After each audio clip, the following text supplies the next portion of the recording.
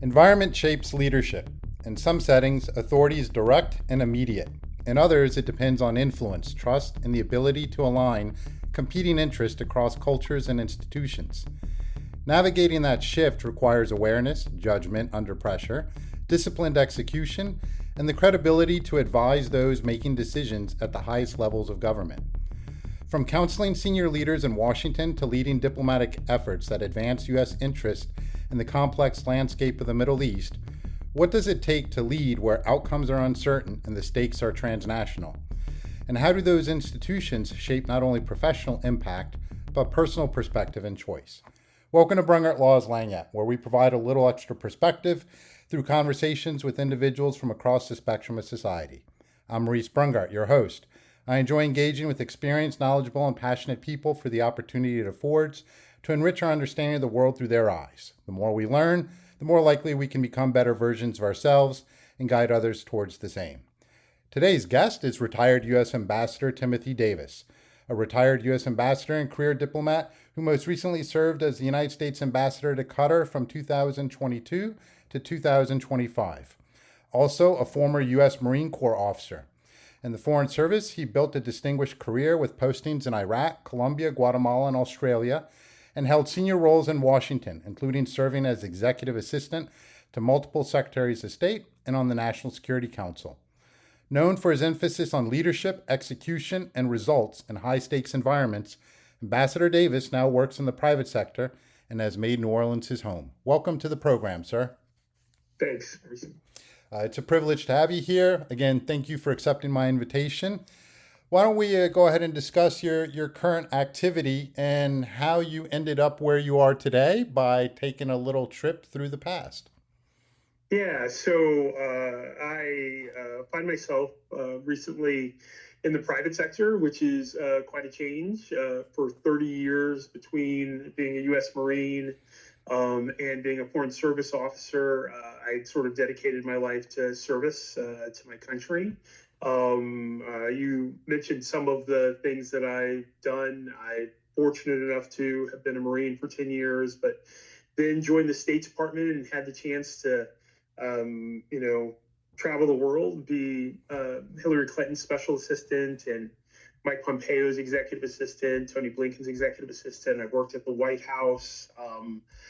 I've led an embassy and a consulate, and I tell folks that if there's such a thing as privilege in the Foreign Service, I have it. They let me do anything a young diplomat could dream of over the course of a 20-year career.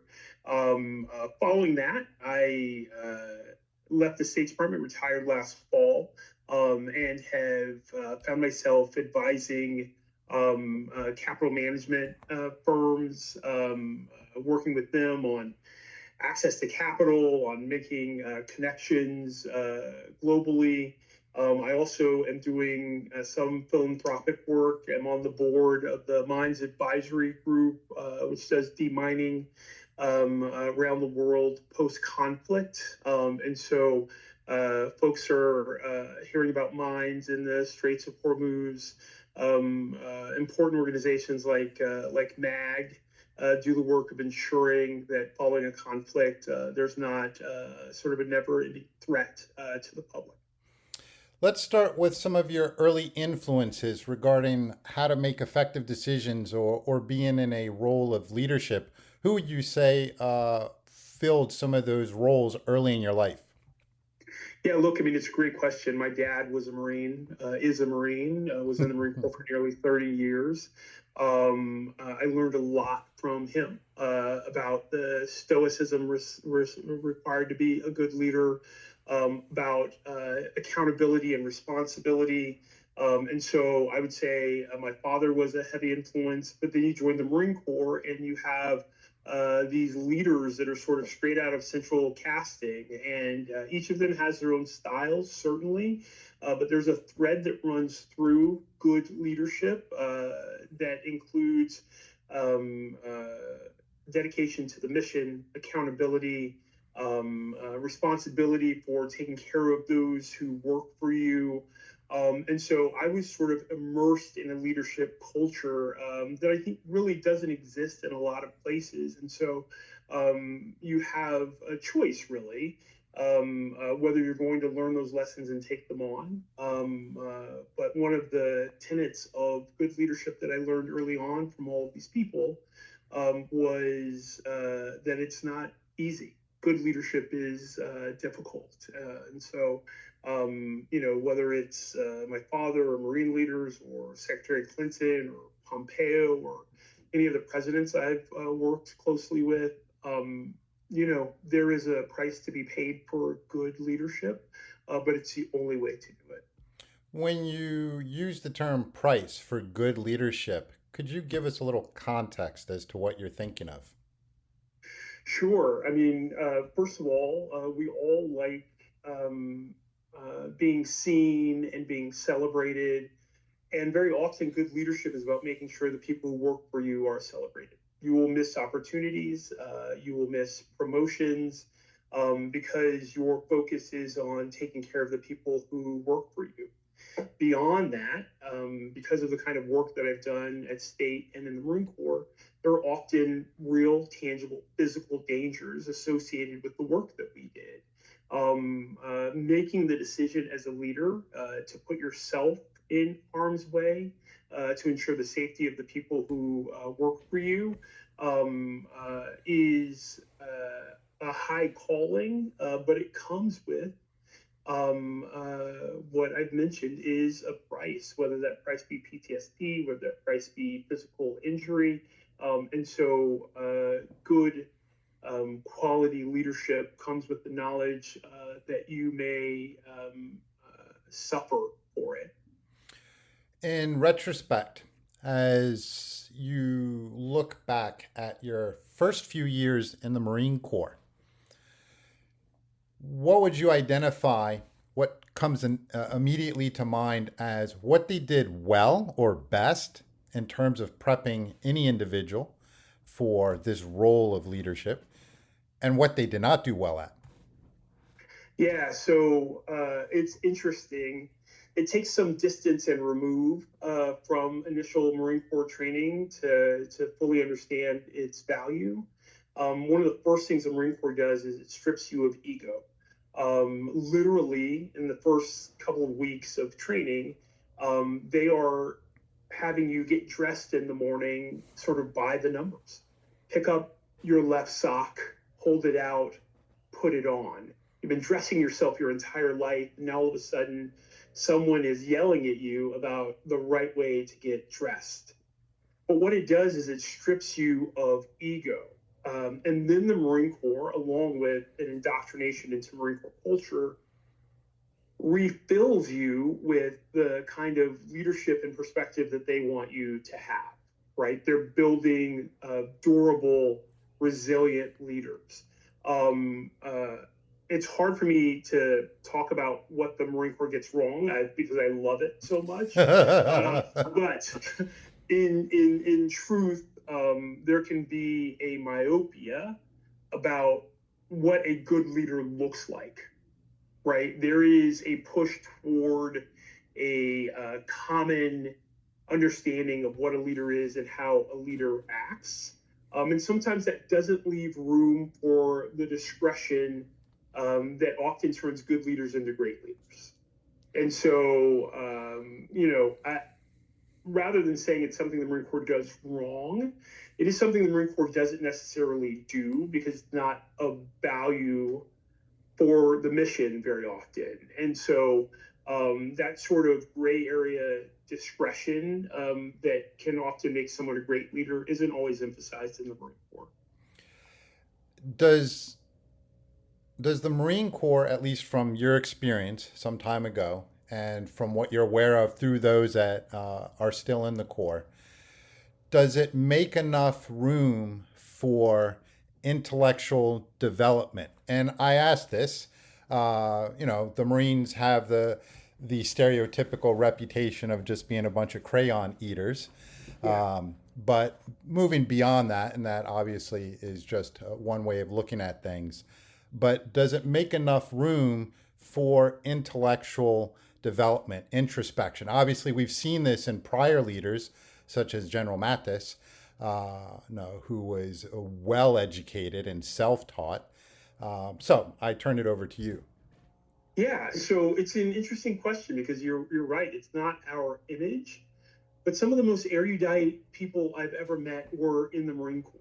There's a Marine Corps reading list, Commandant's reading list, and obviously it's focused on leadership and sometimes tactics and military studies.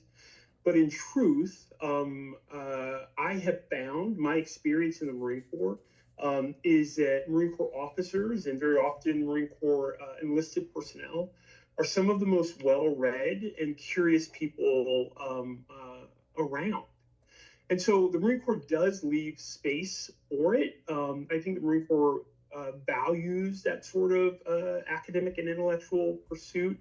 It's not what we put on the poster. There's a certain calling for folks who join the Marine Corps, and we're not always advertising that we'll sit around and discuss Plato or Socrates or Marcus Aurelius, but we do. And I think the Marine Corps values it for what it does for the mission. One of the things the Marine Corps is really great at is tying now to history. And part of that is philosophical and political, but to understand combat, to understand conflict, the Marine Corps does place a value on understanding history and not just our own.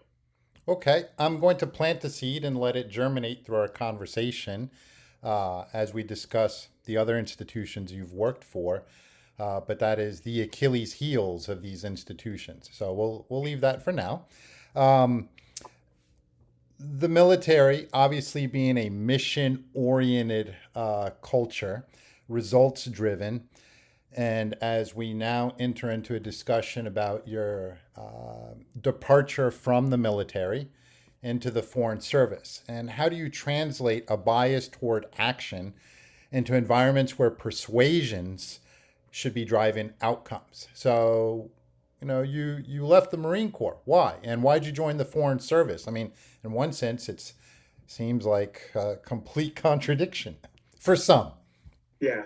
Oh, so yeah. So I mean, look, it's really interesting. I We had after 9/11 deployed a couple of times in quick succession, and I grew curious about what is driving these decisions. When we went to the Gulf for the Iraq War, we got very short notice. We got on ships. We floated from San Diego to just off the coast of Kuwait. We did it in 34 days. We didn't stop at all. We replenished underway. Got our fuel while we were moving. Got our mail and supplies while we were moving. And you start to wonder how these decisions are being made, who's making these decisions, what are the political realities that are driving the decisions. And I wanted to know. And so I found the Foreign Service. It's a written exam, it's an oral assessment, you got to be 21 and a US citizen. And I thought, well, I'll take this exam. And if I pass, I'll get to see how these decisions are being made. But I loved being a Marine, and I said, I'm only going to try this once. You can do it once a year until you're 59 and a half. You can take the test. And I said, well, that's not me. I'm going to try it once. If it doesn't work, I'm going to stay in the Marine Corps.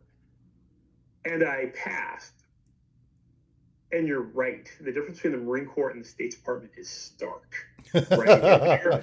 there are military people, there are Marines that aren't able to successfully make that transition. Because you're right, the State Department is more collaborative. The State Department's mission, and they are mission oriented, but the mission is decades long sometimes. There are people in the State Department who've been working on Middle East peace for 30 years, right? Like that's not a today solution. That is a long term, grind it out, figure it out, and still figuring it out, by the way, problem. And so for me, I was able to make the transition. It did not come without bumps in the road, but in truth, my curiosity about how the organization works what makes for a successful foreign service officer, political officer in my case. I wanted to figure all of that out. And in truth, I think that I'm probably a unique case as a political officer, as a foreign service officer, very successful at it, but not because I abandoned the Marine Corps or the things I learned in the Marine Corps, right? That in the Marine Corps, I learned to be very hard to bother, right? I learned that the mission is always paramount. And so if someone needs to take out the trash, I'll take out the trash. If someone needs to write the concept of the operation, I'll write the concept of the operation. What do we need?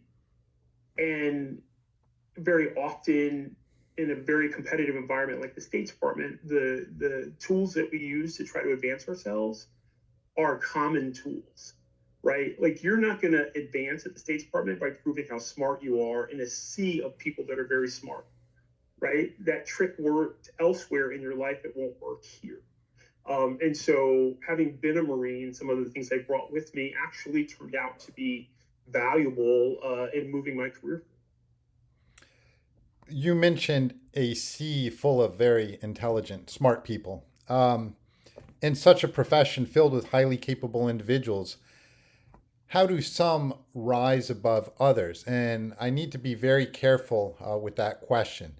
So there is the rising through the chain of command, right?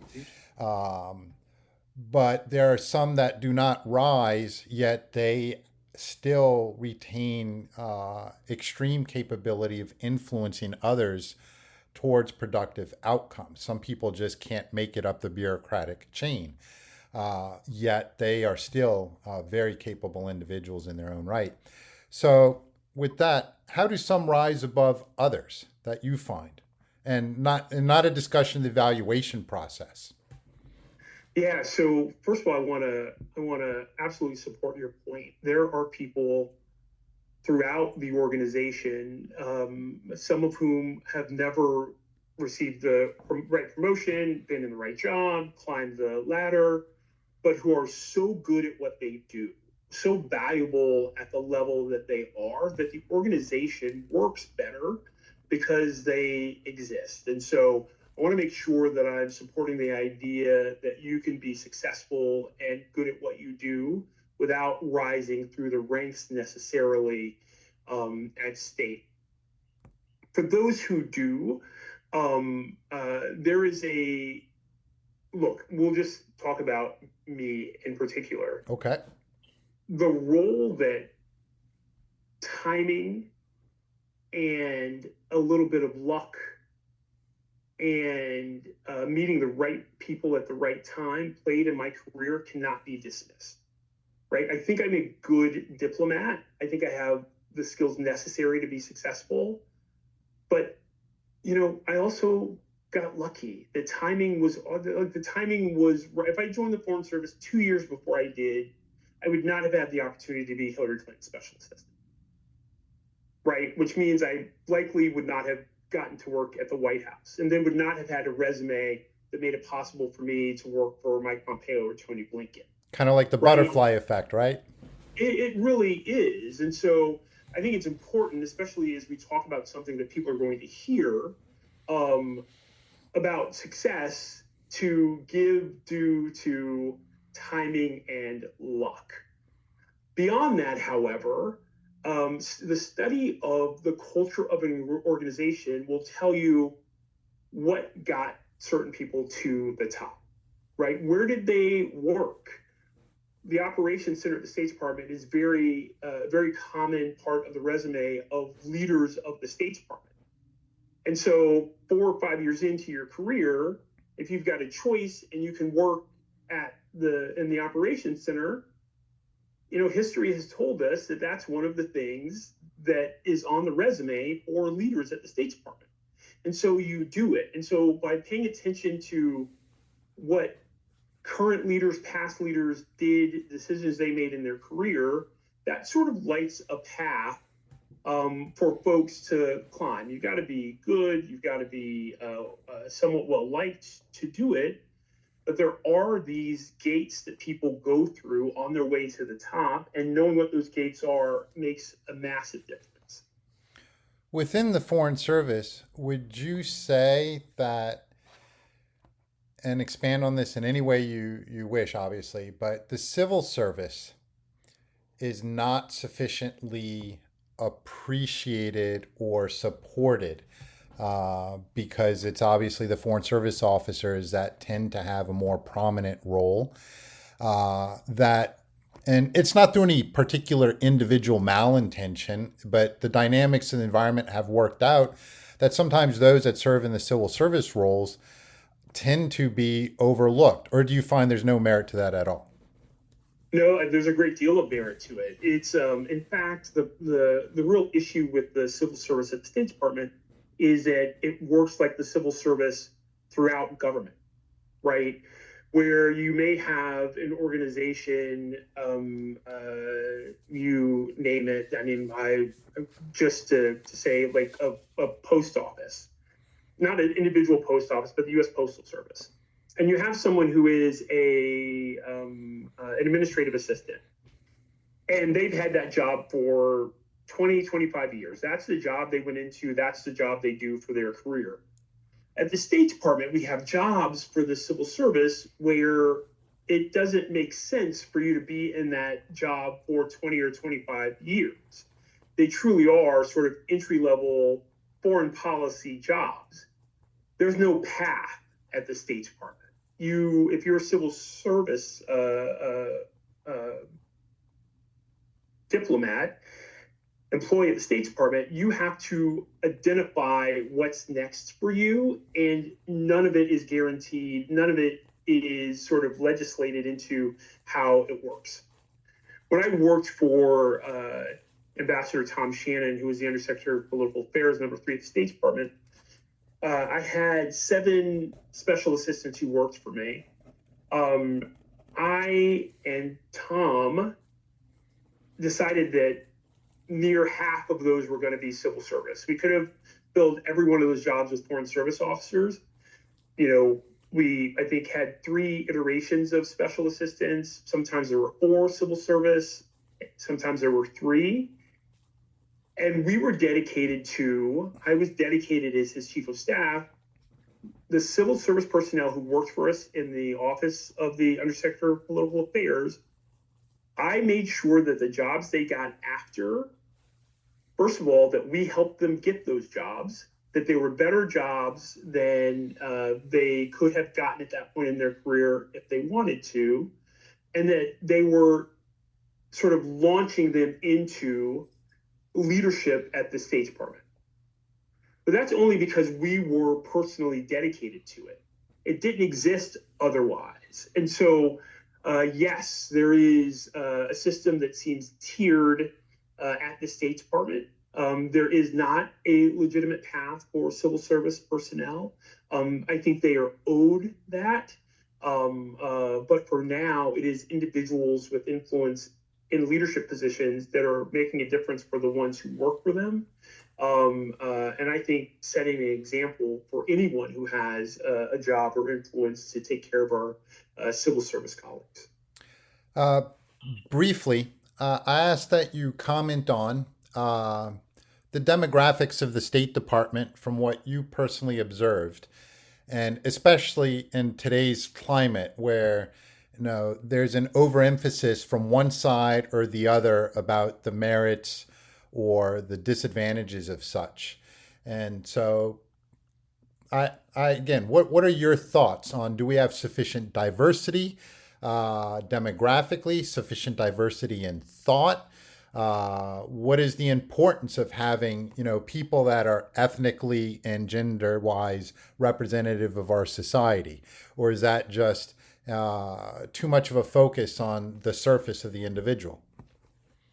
Yeah, so it's interesting. One of the things you didn't mention is geographic diversity, as well. And look, I think no matter what side you're on, I think that folks can get around the idea of geographic diversity as fully representing the breadth of culture in the United States. Because we have as many missions around the world, as many embassies and consulates around the world as any country, we are going to encounter every kind of society in the world. It is amazing, being someone from New Orleans, if I am posted at a consulate in Montreal or at the embassy in Paris, my lived experience with French influence, with French culture, such as it is in New Orleans, is entree for me to a conversation, is a kind of understanding, a bridge to culture. And so there is value in all of the things that are particularly American, whether we're demonstrating that America is not just one thing or the other, whether we are putting at ease a visa applicant or a foreign minister. All of these things, I think, have value, and they come from where all of Americans come from, culturally, geographically, and we should not be hamstringing ourselves by not showing the full breadth of who we are.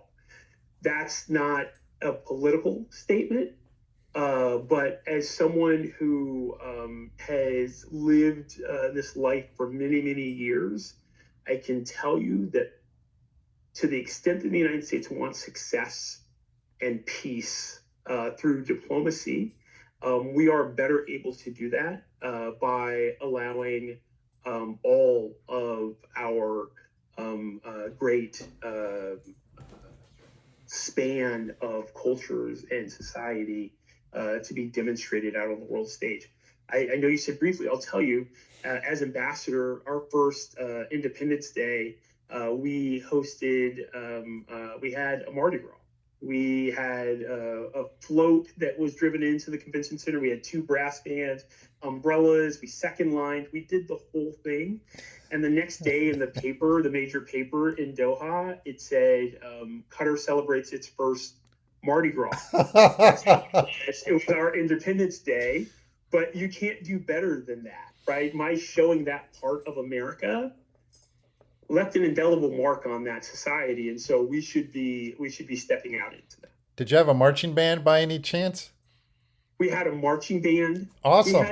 We had everything, and I was so proud to show it to them. It's funny you say that because, as a youth and then over the years, I've always thought how wonderful it would be to take some of the high school marching bands out of New Orleans and, spread them across the globe and march through, the various capitals of different countries so they could just experience New Orleans through that expression. And I'm glad. By the way, that's diplomacy. Yeah. Taking it just one step further, especially nowadays with our society here, and we have many more people of multinational descent. And some may be firstborn, or they have a parent who is born in the States, but another parent born elsewhere. Do you find, because some people would ask these questions, well, if we have people that have diverse nationalities based on their ancestry, especially directly from their parents, are they able to successfully navigate and manage the influences in favor of the United States if they were serving in the foreign service or the military, i.e., are they a security problem? So, first of all, diplomatic security and the folks who do security clearances do a really good job of making decisions based on reality, right? If your whole family lives in a certain country and you just became a foreign service officer, we're unlikely to send you to that country. Here's something that I want to say loudly. we should never, ever underestimate the power of America and being an American. We should never underestimate its influence on our citizens, no matter where they started or where they come from. As I mentioned, my dad's a Marine, my sister's a Marine, her husband's a Marine, I have uncles who are Marines. I was a Marine for 10 years, active duty, 20 years in the Foreign Service representing the United States. When I presented my credentials to the Emir in Qatar, the first thing that happens is there's a band and they play the national anthem of whatever ambassador is presenting her or his credentials. I've stood for that anthem thousands of times. I've stood at attention for that flag thousands of times. And when they played it, and they were playing it for me, I was so emotional about America. And so anyone who questions, and there are occasional things that go wrong, statistically, Yes. nothing goes wrong. In the great scheme of things, no one should ever doubt the power of America on its citizens. And so diplomatic security does their job, and that's great. We try to keep people out of harm's way with regard to where they serve and influence. But being an American, representing America, there's no higher calling. I'm confident that people choose that over whatever else might attempt to influence. Well, as I would like to say to audiences when I was giving briefings, you know, yes, we've made mistakes in our past. We're not a perfect society with a perfect form of government, but at a bare minimum, I think we do rank up there. Yeah, And yeah. so it is worth something supporting, promoting, in spite of the flaws of our history, you know, our ancestors, whether we're related to them or not. Returning back to the Foreign Service, and same question that I had asked about your time in the Marine Corps. Initially, as you were in the Foreign Service, those first set of, 5 years or so, what did you find they did well in prepping you in positions of responsibility, decision making, and also where did the State Department falter? So what they did well is there's a real education that you get at the State Department about diplomacy, about politics, American values. They do a great job of ensuring that what you are representing and promoting you fully understand. And so I think that's hugely important. You also get a real peek into how the government works. Every aspect of it, of course, intel and diplomacy are very tied together. Like they immediately bring you in, right? You've got a top secret clearance for a reason. And so they do a good job of giving you a sense of the stakes of what it is you're doing. I think that there is an over reliance on the idea, however, that you're prepared for any and everything, right? That we're just going to send you off and you'll figure it out. In the Marine Corps, you never stop being guided and led. At the State Department, on occasion, relatively often, you are not on your own, but you are sort of left to your own devices. And we teach you leadership mid-level, and we teach you leadership at senior levels. And there's a gap in between where you're not being deliberately taught about leadership. That never happens in the Marine Corps. I don't think I had a day in the Marine Corps in 10 years where the word leadership didn't come. It's not like that at the State Department. And so we can do a better job of setting expectations with regard to how we relate to those who work for us and work with us. Speaking of those that work for us and work with us, um, let's speak to your particular experience leading a diplomatic mission. In this Yeah. case, it was Qatar. And let's address you. You were criticized at one point for having what you acknowledged. You took it on, a closed door policy. Now Yeah. I'm aware of sort of the backstory of that, but if you could explain to listeners the different approach you took and what you found worked about that, and again in reflection, what perhaps you could have done differently, if anything. Yeah. So the background, and this is important, before I got to Doha, we'd gone 5.5 years without an ambassador at that embassy. It's an incredibly long time. And so what happened in the interim is that the front office and the folks who led, and there were a number of temporary ambassadors, chargés d'affaires, they're called, had open door policies. And what it, in my opinion, engendered was, first of all, it sort of stripped mid-level leadership of any power.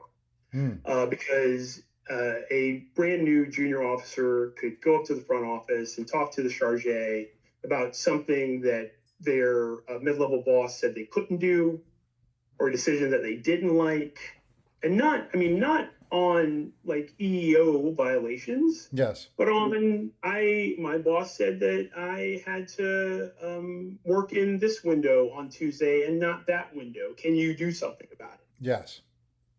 And so I prefer not to say that I had a closed door policy. I did not have an open door policy. Okay. And that was my responsibility to mid-level officers. You get to make decisions. You get to lead. And as long as your decision is legitimate, I'm going to stay out of it. I don't, whether your folks like it or not, if you made a legitimate considered decision and it's not illegal and it's not harassment, that's a decision you get to make. We can have a conversation about what I might have done, but I don't want to undermine mid-level. We just talked about leadership at the State Department. Yes.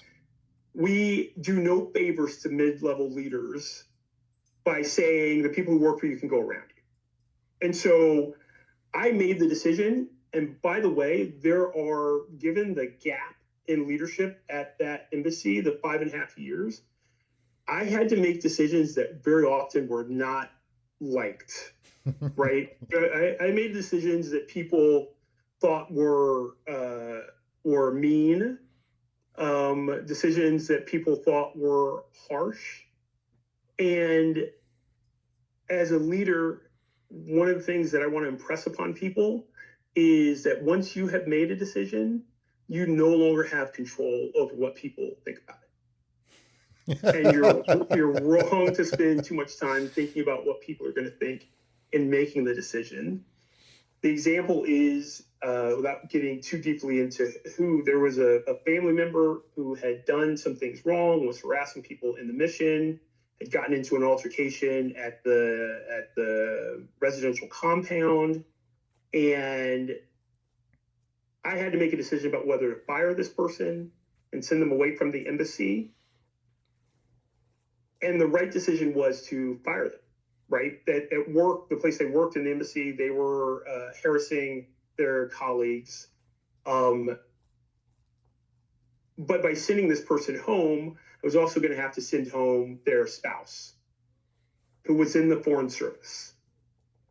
Technically, I wasn't going to have to send home the spouse. The spouse had a decision to make. I'm removing your spouse from the country. Yes. You can go with them, or you can stay here without them. Once I made the decision, that couple got to say whatever they wanted to about that decision. They could say the ambassador doesn't know what he's talking about. He's mean. My partner didn't do anything. And I'm trying to run a mission, an important mission in the Middle East. I can't chase behind them and explain to everyone my rationale. Yes. Right? And so when I say leadership is hard and requires sacrifice, I mean, my given name is Timmy. I like being liked. I'm a nice guy. But in a leadership position, that's not paramount, right? And if I had let this person stay, a large part of that population at the embassy would say he's just like all the rest. This isn't going to get better for us. The people that person worked for would say, no one's coming to help us. Yep. Right.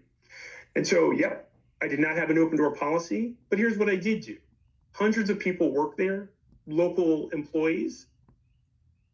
I started what's called the Big Block of Cheese program, where every single local employee, from drivers to garbage collectors to cafeteria workers to maintenance people, every single one of them got a 15-minute meeting with me in my office. None of them had ever been to the ambassador's office, where I sat and I talked to them about their lives and their families and what I could do better and what they needed.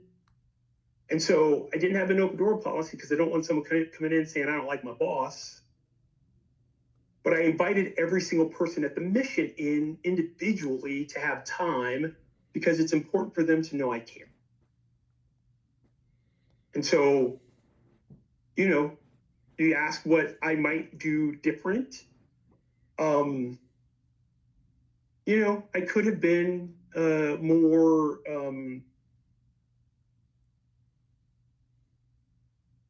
I could have communicated more early on what my policy was going to be and the why around it. I did, but maybe people could have been reminded of it. But in truth, the decisions that I had to make, the same population that didn't understand it and was upset was going to be upset anyway, no matter what I did. So, I live with it. I think about those decisions all the time, but part of being a good leader is living with it. While ambassador, do you recall any particular moment that was a learning moment from you that came from a subordinate or a foreign counterpart?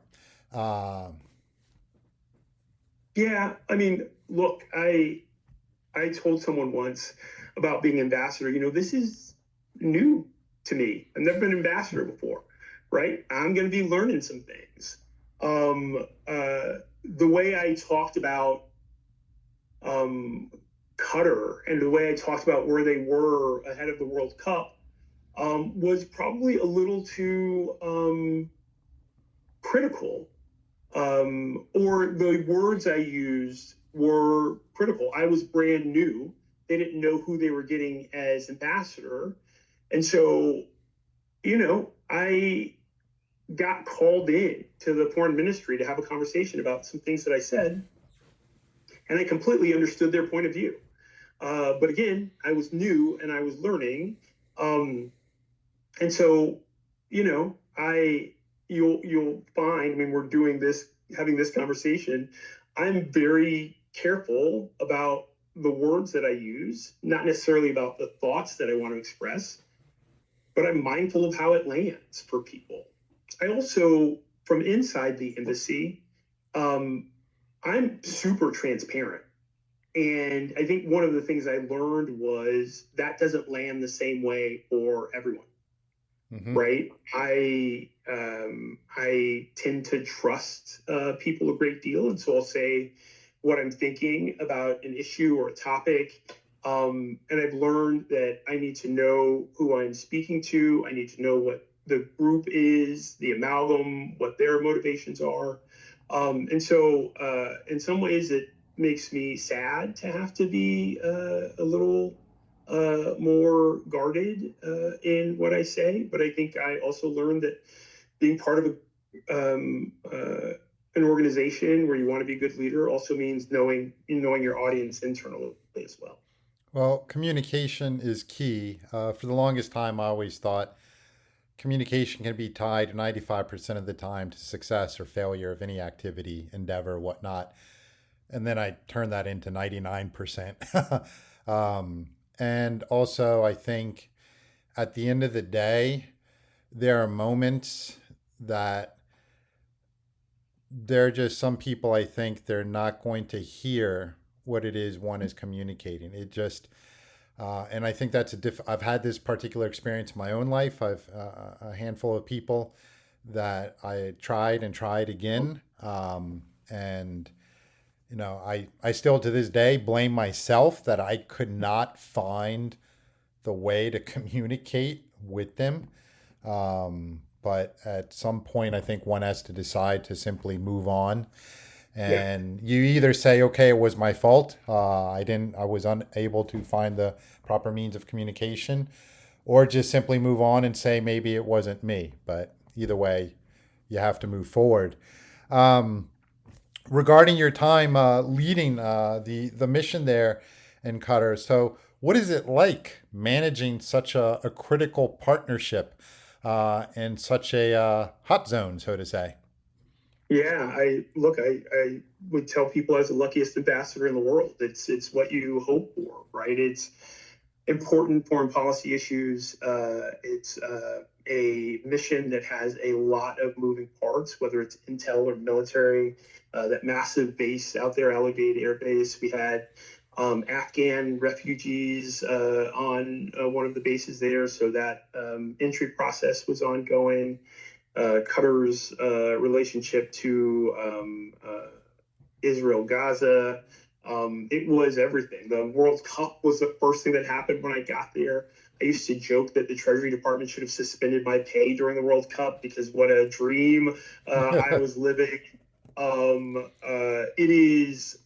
It was everything, sort of alpha to omega, and so it was a great job.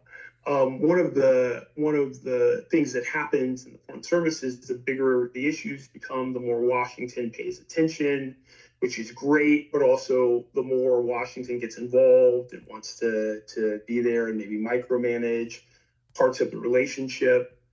Finding a way to maintain some value to certain conversations was a learning experience for me. I think I did that.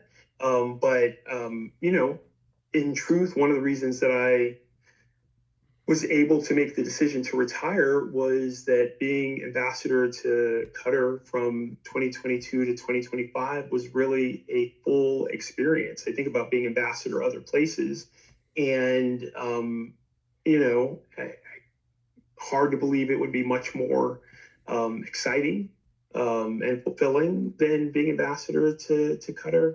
And so I was really fortunate. Most days were magic.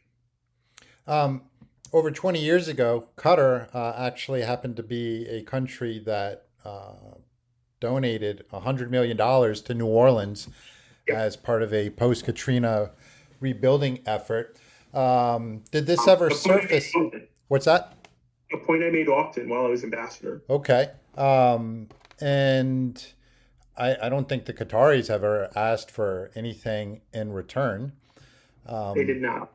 And what would you like for listeners to be aware of regarding not only Qataris, but also the Middle East in general? What are misconceptions that you have encountered in your life that you'd like to address right now? Look, a great epiphany for me occurred when I was a very junior officer and I left Guatemala after 5 months to go to Najaf, Iraq. Um, I got to see that most of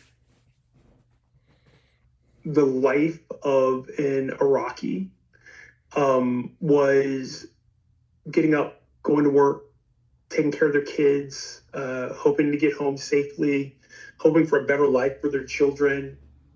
The common experience is something that I think a lot of Americans don't get to wit because the Middle East makes the news when there's something like what's going on now, conflict, right? There aren't a lot of shows on HGTV or Bravo about the daily lives of folks in the Middle East, but in fact, their lives aren't that different from ours, right? In what they want to do within their family and for their futures. It's important to note. Secondly, there are good leaders and bad leaders. There are efforts at advancing their individual countries in the region.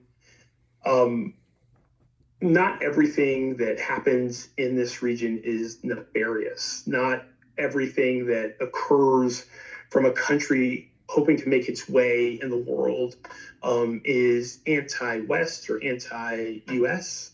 Most of the countries in this region, most of the time, want to have a better relationship with Europe, better relationship with the United States. Obviously, Iran isn't one of them, but Iran isn't the entire region. The other countries in the region have issues with Iran. We are more alike in that way than we are different. And so, for your listeners, I would just say that there is a full, whole society and life occurring in this region, just like other regions of the world. And sometimes you have to be in it to see it. But in fact, there is generally a respect for Americans, a desire to know America and Americans better. And that presents an opportunity, I think, for affirming and advancing peace. But as with everything in international relations or foreign policy, it ultimately comes down to people. And so, my hope is that more people will take the opportunity to know people, not just in the Middle East, but around the world, because there's a very common experience. There is a difference in architecture and mealtime and music. Is there anything that a Qatari shared with you? No, hey, ambassador, or if you were on friendly terms, Tim, um, this is something we would like Americans to know about us. Did you ever have one of those moments? Yeah, I guess I had a few of those moments. In Qatar, in particular, it's interesting. Many of Qatar's leaders were educated in the United States, and they weren't educated at just Harvard and Yale or Southern Cal. Like some of them went to North Carolina Central or Eastern Washington. And so, what sticks with me as an answer to your question is, I've had Qataris want me to remind Americans that they know America in a way that is overlooked, right? Because they didn't just go to the coast. They went to the heart of America for their education, whether they're running the biggest bank in the Middle East, whether they're running $1 billion business, right? They went to Texas State. They went to places that many Americans aren't even familiar with. They're so sort of inside our country.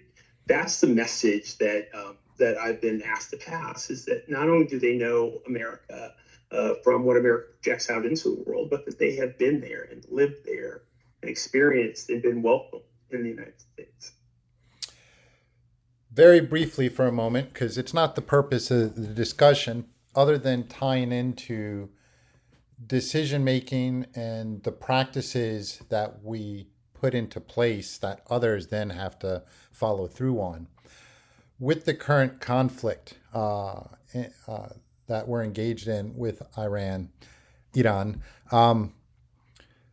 what would you identify as a concern? So this is independent of whether we should be involved in this conflict or not. It's not about that. But again, in any conflict, justified or not, you open Pandora's box. Mm. So, what would be a concern that you've particularly focused on observing everything as it's happened that you're not quite convinced maybe others are taking into consideration and that you would like them to? Yeah, so I won't go too deeply into this, but look, Iran was, before this conflict, sort of headed toward an inflection point at any rate. The Ayatollah, a few around him, were sort of the last of the revolutionaries. Um, this conflict has sort of changed the chemistry within the country. And it will take us some time to understand who the new Iran is. And so, I think my concern is that, um, you know, we will spend a good bit of time trying to understand the new leadership in the country, trying to understand whether or not they want to be part of the international community, but also dealing with the reaction from their neighbors around mistrust, around opportunity, and around their own futures. An example of which is, the countries in the Gulf, UAE, Saudi, Qatar had done a decent job of presenting themselves as an alternative to Europe or Asia for tourism. That's halted, right? It'll be some time before someone in some family in the United States makes a decision between going to Vienna or going to Al Ula in Saudi Arabia, right? They're definitely going to Vienna at the moment. And so all of that will have to be rebuilt, and confidence in it will have to be rebuilt, and it will take some time. And there will be lost opportunity in that. On a lighter note, global leadership experience brought to the local level. How'd you end up choosing New Orleans as now your post-retirement home? Yeah. So we've got a long history with New Orleans. Obviously, I haven't lived here in a long, long time. First, I love the city, right? Jazz Fest starts tomorrow, basically, and there's very little as magical as Jazz Fest. I could live in New York or DC. It would probably be better for me in my private sector life. But having enjoyed living around the world for years and years, I wanted the benefit of living in a truly unique and American city and taking in all that it has to offer. Bob Dylan, as you probably know, once said, there are lots of places I like in the world. I just like New Orleans better. Like that's enough for me. And if it means I've got to get on planes every week, then that's what I'll do. I feel like New Orleans is worth it. Yes. Well, I kind of phrased it to folks.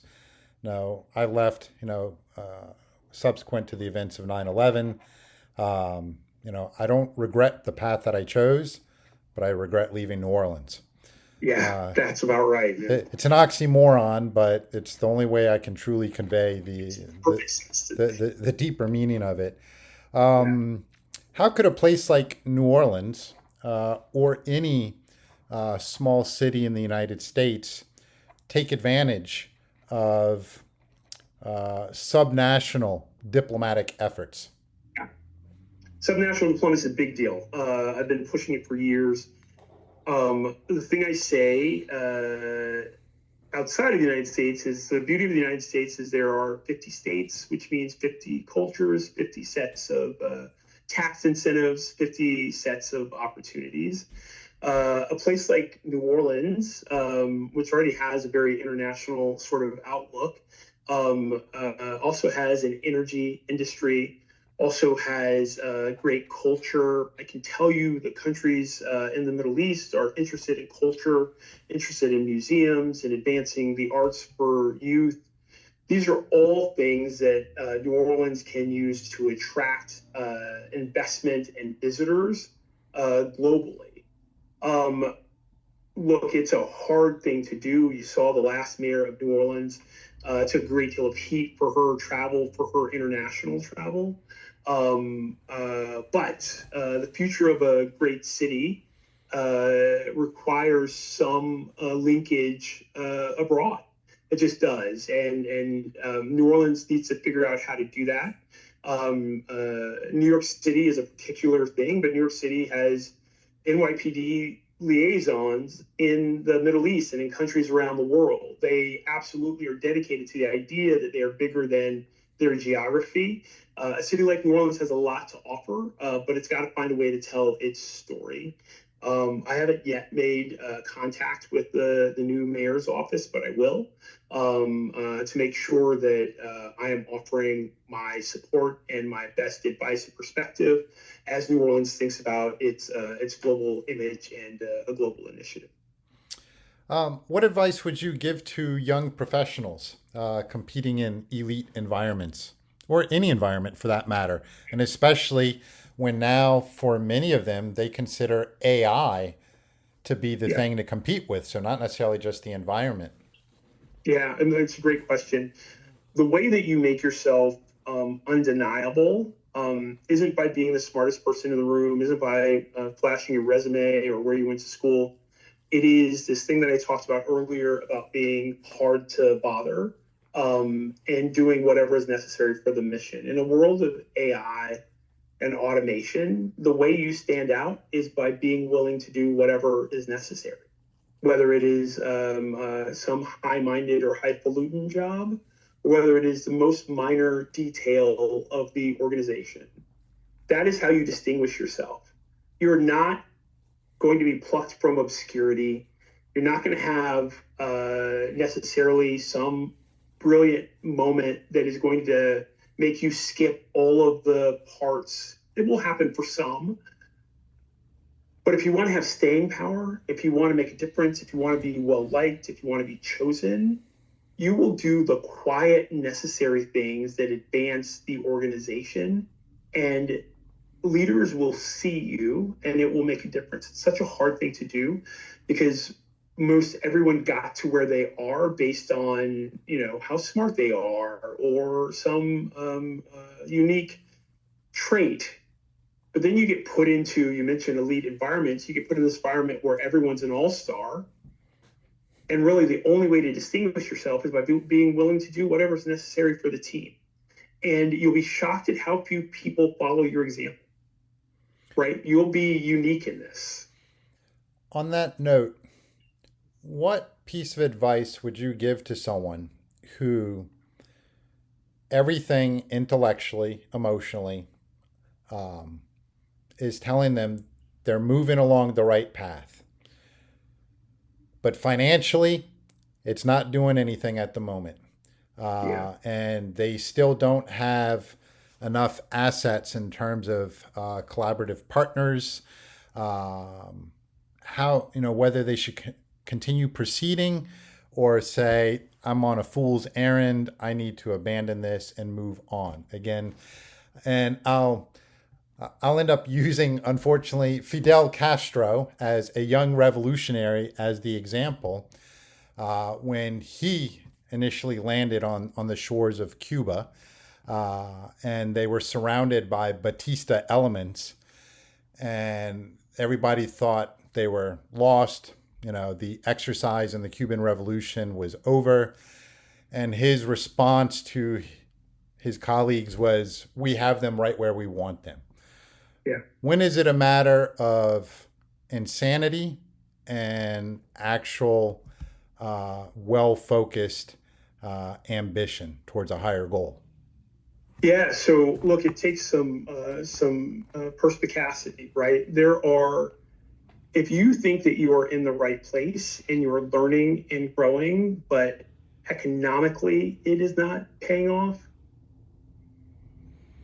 you have to make a decision about the value of what you're learning and doing. I can tell you in my own career, for a good number of years, I was making the salary of someone who was very junior because I was very junior, right? I was working for Secretary Clinton. I was working at the White House. I was getting jobs that were for people in the senior foreign service, which I wasn't. And so wasn't being paid in that way, but was doing that work. My mind and heart told me to hang on, right? And then the promotions started coming.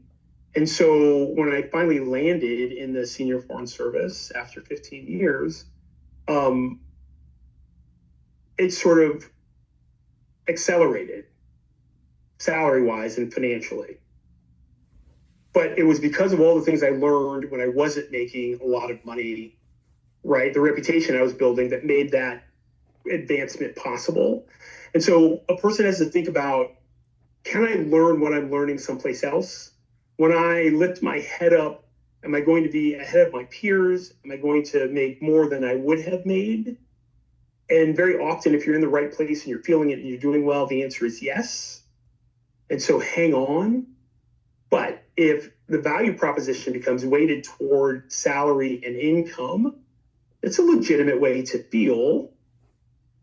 Then you've got to find that. You've got to find something else. And by the way, if you can learn what you're learning in a lower paying job at a higher paying job, then you've got to be willing to make that decision as well, if that's what's most important to you. But very often the things you learn in jobs that aren't paying you particularly a lot of money will make it so one day you reach a level where it comes really quickly and you've more than caught up. And so that's a perspective to hold.